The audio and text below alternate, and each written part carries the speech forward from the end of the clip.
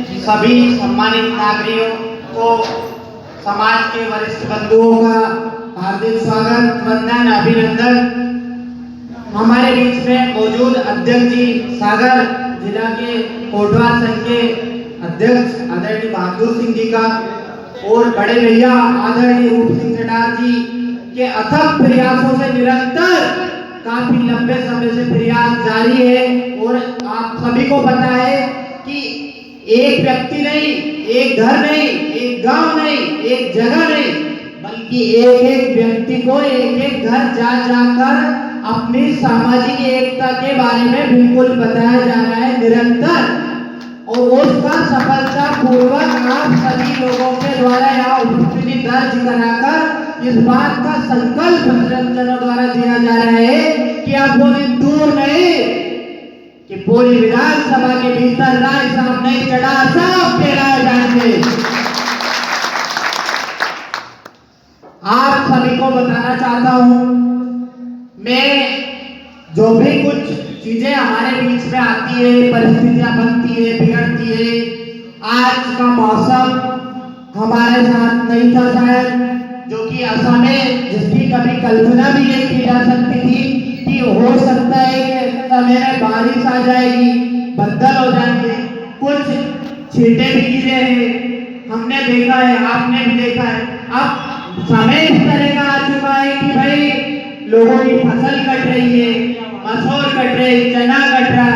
तो दूसरी सच्चाई ये है कि हमारी जो समाज है, जो कि अधिकतर कम संख्या के भीतर भिन्न भिन्न गांवों में तरह तरह से रहती है। आप हम सभी जानते हैं संगठित होना हर कोई चाहता है, लेकिन संगठित होए कैसे? बताओ बताओ।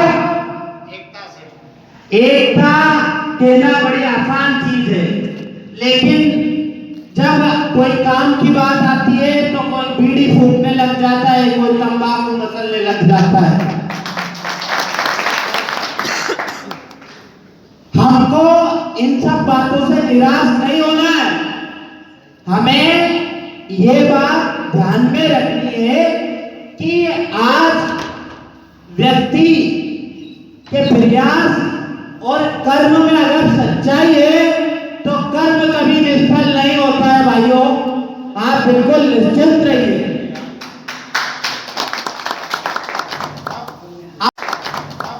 अब बात आती है संगठित की। संगठित होने के लिए जरूरी है कि एक जगह उपस्थित हुआ जाए, बैठा जाए, घड़ी दो घड़ी बात की जाए, पर हम वो सब नहीं कर सकते। उसका कारण है कि हमारे किसी भी गांव में 10 घर से ज्यादा तो हमारी समाज के है ही नहीं, तो हम कैसे एकत्रित हो सकते हैं? बताइए मुझे। किसी गांव में 2 घर, किसी गांव में 5 घर, किसी गांव में 7 घर, ज्यादा से ज्यादा 10 घर। 10 घर भी कम हुए भैया। पता है कि पता चला कि मेरे पिताजी और उनके पिताजी 2 पीढ़ी पहले भाई भाई थे, वो ये अलग होते होते 10 घर बन गए। दूसरा कारण कि आप हम सभी जानते हैं कि हमारा जो समाज है अधिकतर जुड़ा हुआ है गांवों के भीतर मजदूरी से।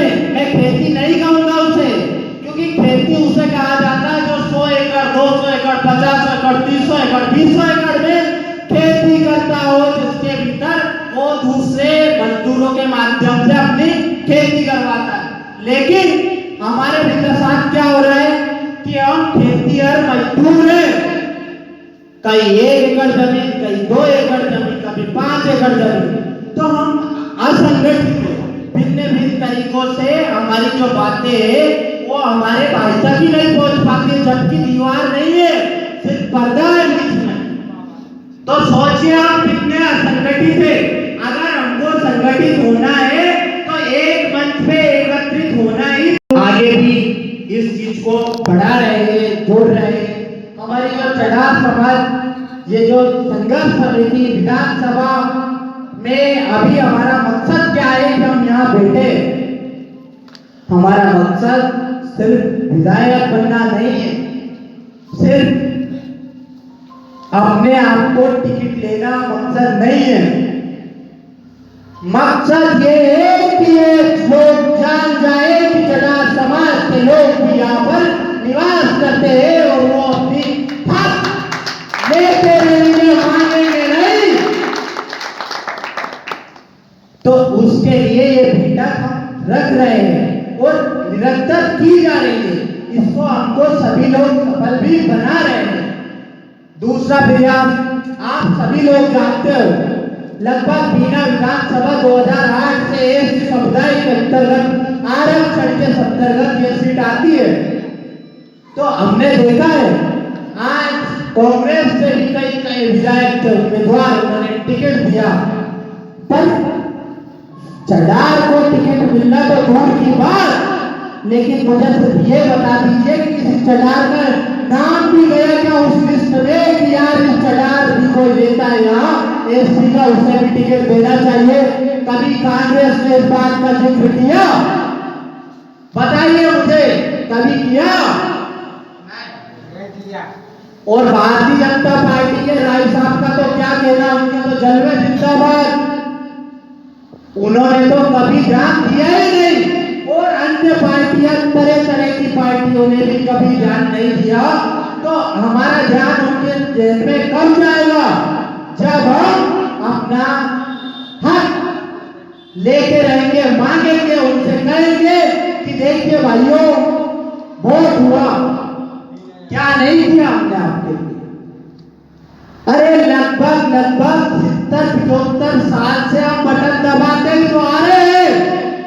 कभी आपके लिए दबाया, कभी आपके लिए दबाया, कभी भाजपा के लिए, तो कभी कांग्रेस के लिए दबाया, लेकिन चढ़ारों को किसी ने गिनती में भी लिया हो तो मुझे आप बताएं? नहीं लिया। हमको अब अपनी मांग हर हाल में पूरी करवानी है। इसके लिए चाहे कुछ भी हम करना पड़े, 5,000, 10,000, 20,000 सभी के सभी लोग एकजुट होकर हम भोपाल भी जाएंगे तो आप सभी लोगों को चलना ही पड़ेगा, क्योंकि शक्ति प्रदर्शन जब तक नहीं होगा तब तक कोई हमारी बात नहीं सुनेगा, तब तक कोई हमारी बात नहीं सुनेगा। हम लोग सबसे पहले कमलनाथ के पास जाएंगे, क्योंकि कमलनाथ कांग्रेस प्रदेश पार्टी का अध्यक्ष है। अगर कमलनाथ जी हमारी बात नहीं माने तो फिर हम भाजपा के पास जाएंगे कि भैया आप सोच लो, और वो माने तो ठीक, लेकिन नहीं माने तो हमको अपना चुनाव निशान नहीं देखना है कि हम किस पे वोट देख रहे हैं। पीछे चढ़ार जी का होना चाहिए और उसी पे ठप्पा हम लगाएंगे। बीना विधानसभा के भीतर हमारे कम लोग नहीं है, 18-20 हजार लोग कम नहीं होते। आपको याद होगा 300-400 वोट से अभी पिछली बार चुनाव का परिणाम तय हुआ है।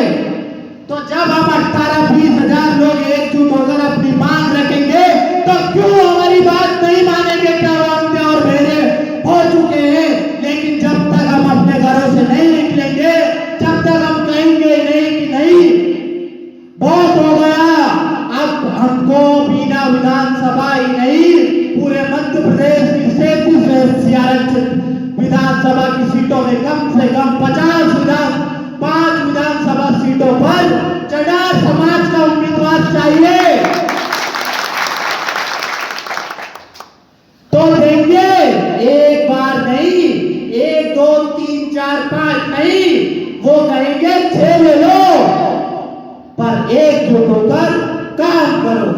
उसके लिए हम सभी लोग यहाँ एकत्रित हुए, बातें करने के लिए नहीं, जिंदाबाद कहने के लिए, यह भी कहने के लिए नहीं हुए कि भैया ये अच्छा है यह बुरा है। हमको क्या करना है कि बस पीछे चढ़ार लिखा हो विधायक निवास पे तो हम अपने आप को गौरवान्वित महसूस करेंगे।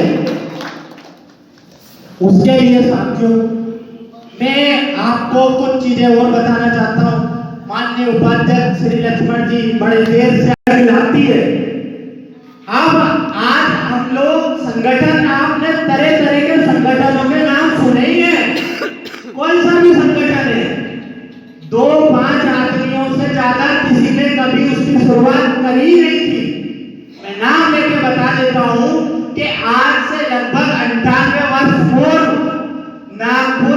क्वार्टर में सिर्फ 5-11 लोगों ने आरएसएस संघ की स्थापना करी थी, लेकिन आज परिस्थिति क्या है? लगभग पूरे भारत भूखंड के अंदर आरएसएस ने अपने आप को स्थापित किया है। खैर सरकार देना बड़ी बात है, लेकिन अब तो आरएसएस खुद ही सरकार है। मंत्री, सरपंच, विधायक, सांसद, मुख्यमंत्री, प्रधानमंत्री, ये कहना दूर की बात होगी। ठीक उसी प्रकार काफी समय पहले लगभग 80 के दशक में माननीय जो आपने बहुजन समाज पार्टी का नाम सुना ही होगा, जिसकी मुख्यमंत्री मायावती जी रही, क्या संगठन था बताइए?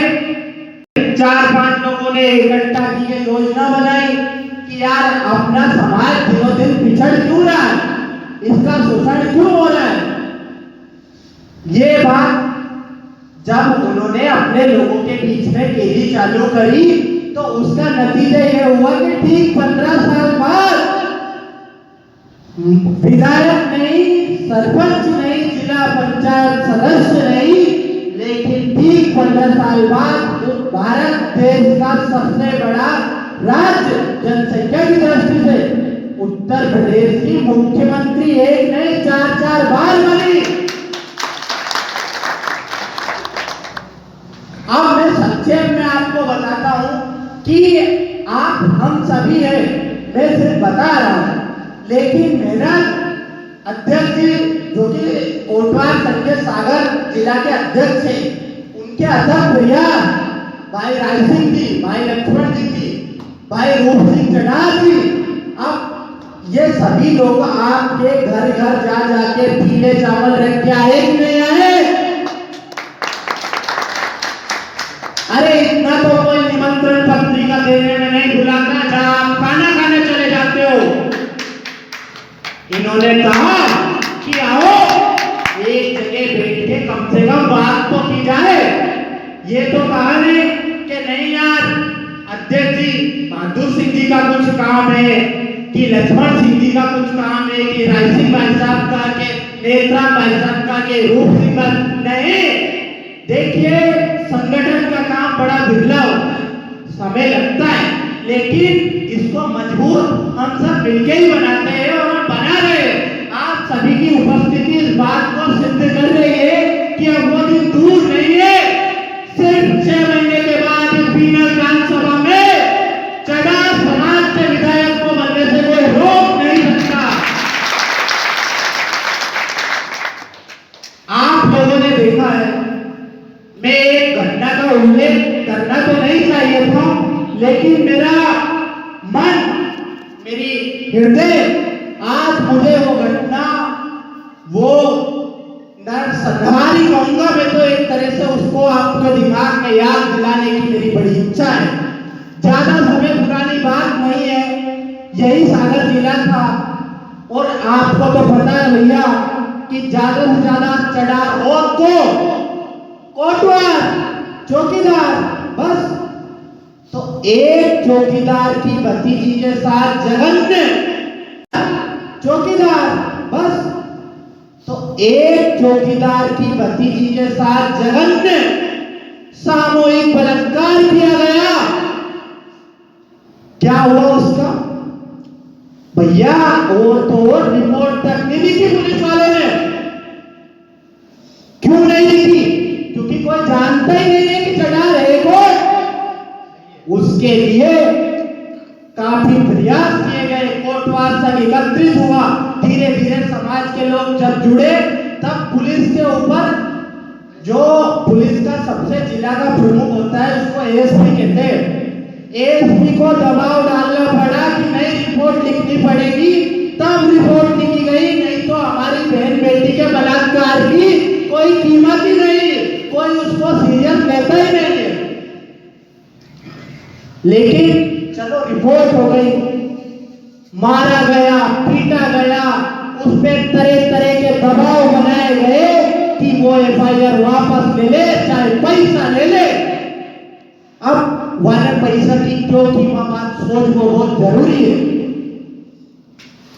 पैसा की वाले जांच से कही कि क्या करेंगे, ज्यादा से ज्यादा एक पौवा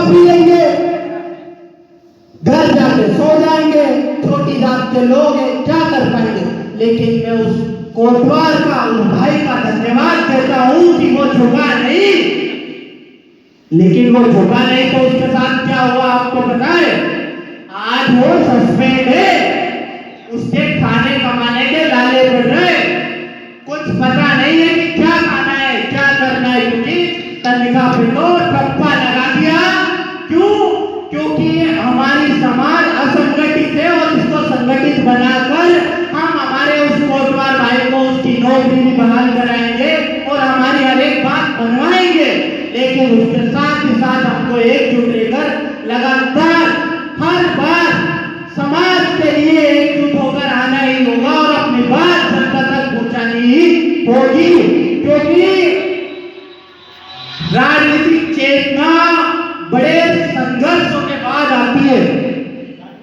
आज जब हम लोग इसमें इकट्ठे हैं तो लोगों की नींद उड़ चुकी है, जबकि हम देख रहे हैं हम कुछ भी नहीं, किसी के खिलाफ हमने कभी एक लफ्ज नहीं कहा, लेकिन हम लोगों को इस बात का एहसास हो चुका है कि जो सदियों से सो रहे थे, कभी क्या कर रहे थे, कभी क्या कर रहे थे, वो समाज चला के लोग अब किसी के खिलाफ हमने कभी एक लफ्ज नहीं कहा, लेकिन हम लोगों को इस बात का एहसास हो चुका है कि जो सदियों से सो रहे थे, कभी क्या कर रहे थे, कभी क्या कर रहे थे, वो समाज चला के लोग अब जाग चुके हैं और वो अपनी बातें कहना भी सीख चुके हैं और मनवाना भी सीख चुके हैं।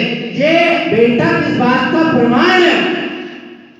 आज मेरे पूर्व वक्ता ने कहा था कि कुछ लोग कम आए, लेकिन मैं कह रहा हूं पूरे दावे के साथ कि अगर ये मौसम प्रतिकूल नहीं होता तो यहाँ हमको कदम रखने की जगह भी नहीं होती। क्योंकि मैं गया उन लोगों के घरों घर, सब लोगों ने इतने हाव भाव मनवार के साथ स्वागत किया है कि लगता है कि अभी ये जन से लाभ संघर्ष के रास्ते में निकलने को तैयार है। शोभा नहीं देता है, क्योंकि मेरे पूर्व वक्ता ने कहा था कि मैं बहुत दुखी हूं कि आज कुछ कम लोग आए, लेकिन यहाँ 500 लोग तो बैठे हुए हैं। पर उपाध्यक्ष जैसे व्यक्ति लक्ष्मण चढ़ार जी को इस बात का ध्यान आगे से जरूर रखना पड़ेगा।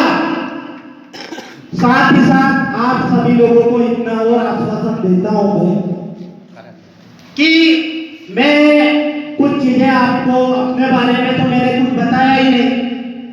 तो मेरा नाम राजेश है और मैं सौभाग्यशाली अपने आप को समझता हूं कि राहुल गांधी के पद चिन्हों पर कन्याकुमारी से कश्मीर तक चलने का मुझे सौभाग्य प्राप्त हुआ। लेकिन मेरा यह सफर आसान नहीं था। मेरे सफर में पग पग पर कांटे, कंकड़, पत्थर नहीं। आपने तार देखे, वो कीलों पे बिछे हुए तार जो बहुत नुकीले होते, सुई से भी नाजुक, ऐसे रोड़े थे। वहां पर अगर मुझे कोई व्यक्ति मिला तो मैं उस व्यक्ति को, देखिए, अपने से ज्यादा श्रेष्ठ बता देना, देवतुल्य बता देना, महान आत्मा बता देना, ये वक्त मैं उपयोग करना नहीं चाहता हूं। लेकिन मुझे मेरे बड़े भाई रूप सिंह चढ़ार जी मिले, वरना मैं तो आज दिन वहां धक्के खा के ही वापस आ जाता। लेकिन रूप सिंह चढ़ार जी ने मेरा हौसला बढ़ाया, मुझे उत्साहित किया, मुझे मोटिवेट किया, मुझे आगे बढ़ते रहने पर मार्ग प्रदर्शित किया। तो मैं कहां से शुरू हुआ था कि समुद्र के किनारे से तो बर्फ की चोटियों तक मैं बड़े भाई के नेतृत्व में चल सका। मैं आपको बताना चाहता हूं, देखिए, लोग तरह तरह के होते हैं। आप सब लोग ये बात जानते हो कि अपने कोटवार जो गांव में रहते हैं या शहर में रहते हैं, जो मजदूरी करते हैं या 5 एकड़ से कम की जमीन है, उसको गांव का जमींदार, सरपंच, मंत्री, कोई 20 एकड़ का काश्तकार कुछ भी नहीं समझता है और उसका शोषण होता है। लेकिन फिर भी पेट पालने की मजबूरी के कारण अपना चढ़ार समाज का कोटवार चौकीदार वो नौकरी नहीं छोड़ सकता और नहीं छोड़ता है, और सारी जिंदगी घुट घुट के उन्हीं लोगों के नीचे दबते हुए कोटवार चौकीदार वो नौकरी नहीं छोड़ सकता और नहीं छोड़ता है, और सारी जिंदगी घुट घुट के उन्हीं लोगों के नीचे दबते हुए काम करता रहता है। लेकिन बड़े भाई रूप सिंह चढ़ार जी ने लगभग 2004-05 में सरकारी शिक्षक वर्ग 2 में 6वीं से 10वीं तक पढ़ाने वाले में उनकी नौकरी लग गई थी। फिर बताइए उन व्यक्ति को क्या सूझी कि यार मुझे नौकरी छोड़ देनी चाहिए, बताओ। उन्होंने ये सोचा कि यार मेरी नौकरी लग गई ये तो ठीक है, लेकिन जो मेरे पीछे लोग झुग्गी झोपड़ियों में पट्टी के घरों में, पट्टी के घर में कितनी गर्मी लगती है, इस बात का एहसास आपसे बेहतर कौन समझ सकता है।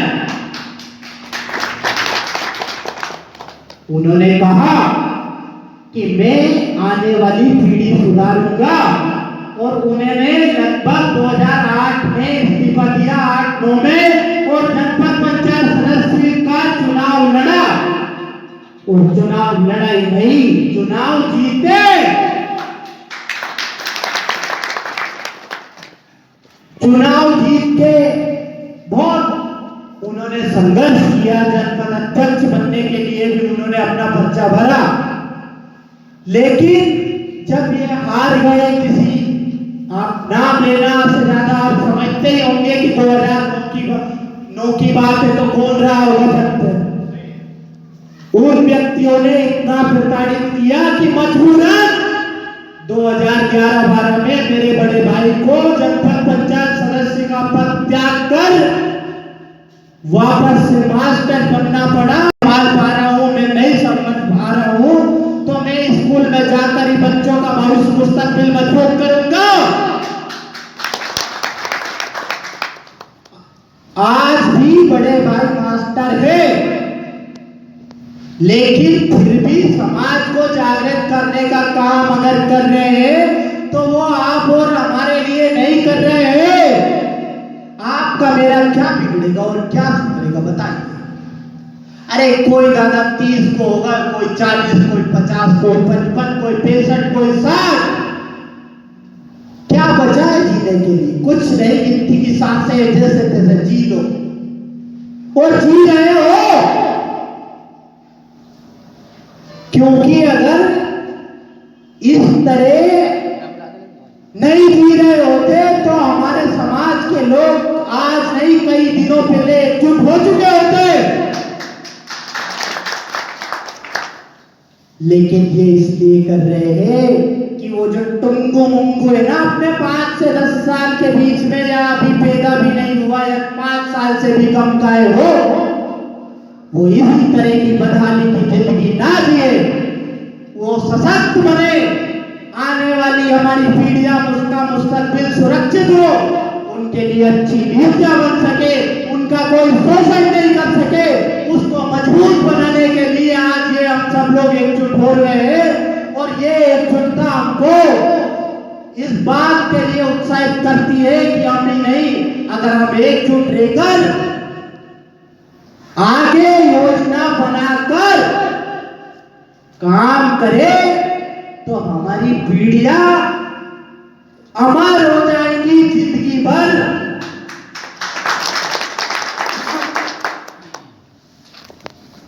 बाकी आप सभी लोग,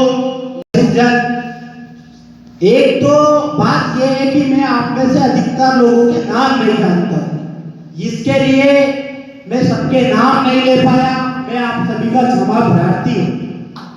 लेकिन आप ये ना समझे कि मैंने लक्ष्मण सिंह चढ़ार जी का नाम लेके ये कहा कि आपको इस समय आना शोभा नहीं देता है, तो इसका कतई ये मतलब नहीं कि जो घर बेटा फ्री पलंग तोड़ रहा है वो भी समय पे नहीं आए। उन सबको टाइम का विशेष ख्याल रखते हुए आना है और अपनी बात कहना है, सुनना है, समझाना है। हो सकता है कि मैं कुछ गलत कह रहा कोई दूसरा तो कर नहीं सकता। लेकिन जब आप इसी तरह भाई याद आओ या मार्च में तो नहीं बन पा रही, अप्रैल में पक्का उनको, आप बताओ ऐसे काम चले? बताओ।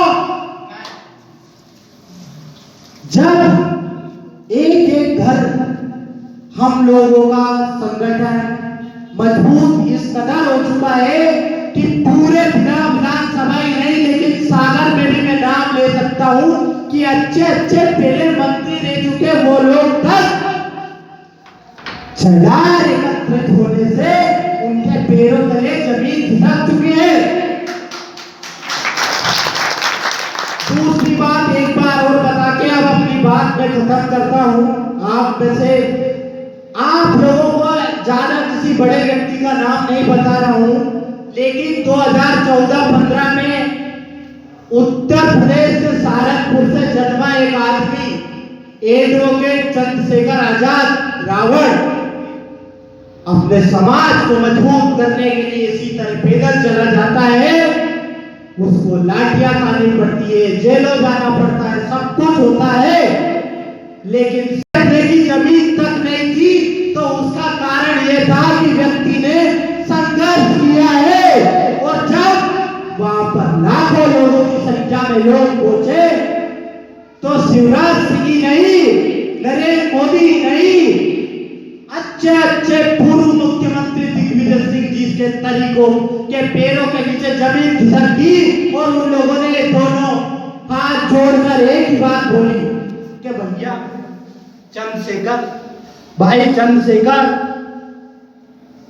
आप जो कहोगे वो मानेंगे। क्यों कहा उन्होंने? आपको पता है ये बात? क्योंकि उसके पास जनबल था, जनबल। सभी के सभी लोग उसके समर्थक, उसको चाहने वाले, जानने वाले, मानने वाले एकजुट होकर उसके पीछे खड़े हो गए, तो कोई खुद उसकी बात नहीं मानेगा। ठीक उसी तरह हमको हमारी बात मजबूत करते हुए एक लोग कहते हैं एक और एक दो होता है, लोग कहते हैं कि एक और एक दो होता है, लेकिन राजनीति का गणित थोड़ा कुछ और ही देता है। एक और एक दो नहीं 11 होते हैं। तो अब मैं आप सभी सम्मानित नागरिकों के सामने अपनी वाणी को विराम देते हुए आपसे आज्ञा लेता हूं। नमस्कार।